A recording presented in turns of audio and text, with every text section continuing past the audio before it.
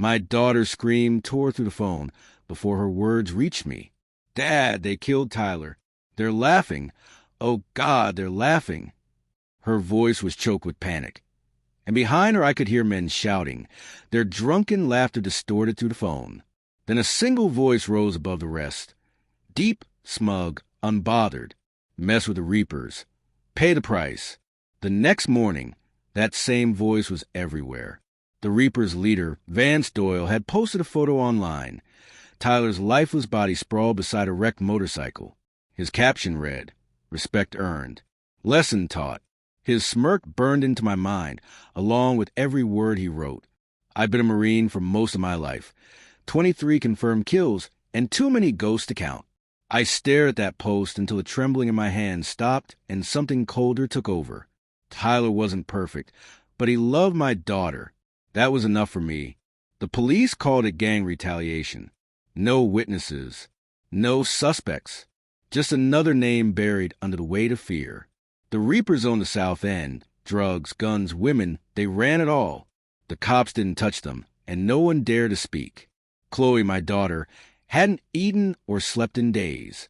She locked herself in her room, clutching Tyler's old jacket, as if it were all that was left of him. When I told her she needed food, she whispered through tears, "They laughed while he died."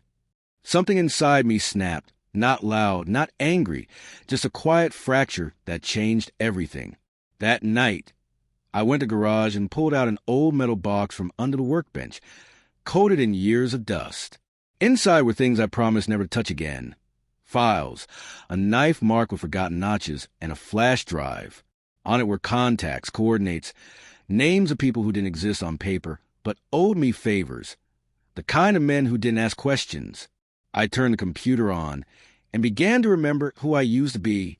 My first stop was an auto shop known to work for the Reapers. I sat in a corner, pretending to wait for service, listening and watching. The second was their bar, the so-called clubhouse. I waited outside in the dark, learning who came and who went. Vance Doyle, former Marine, dishonorably discharged for assault. 5 years later, leader of a gang.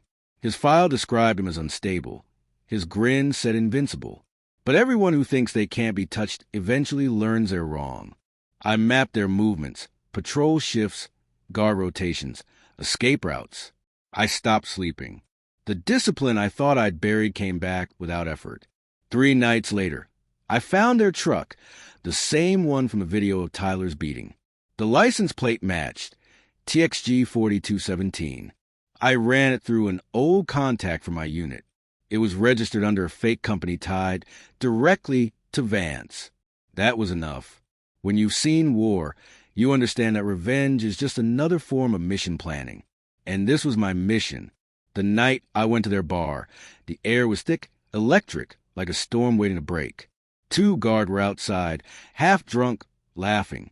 I waited until they stumbled in before moving toward the back entrance. It wasn't even locked. The inside smelled of whiskey, sweat, and gasoline. Music shook the floorboards.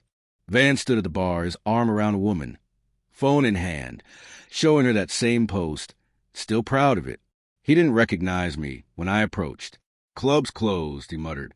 "Get lost." I slid a folded piece of paper across the counter. His name, his address, photos of his wife and son. His smile faded.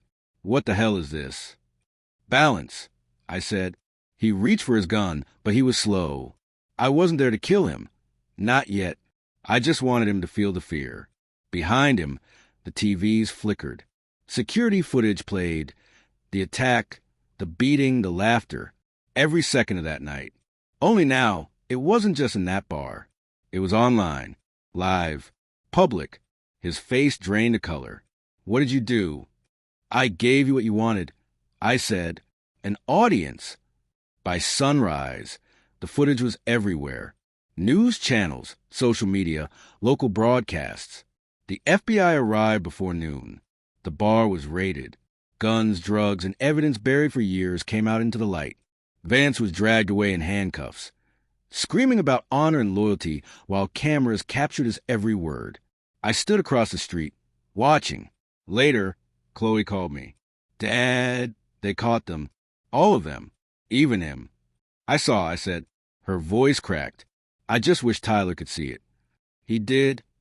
I whispered, because before I left that bar, I took Tyler's dog tag, the one he always wore from the floor, and hung it around Vance's neck.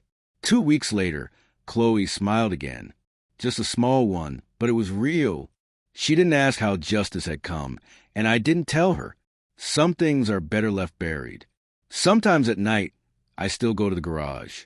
The metal box is gone, burned, along with everything inside. But the scent of smoke lingers, a reminder that war never truly ends. When people ask me if I sleep well after everything, I tell them the truth. I sleep just fine. Because some debts can't be settled with prison time, only silence. And that's exactly what I gave the Reapers.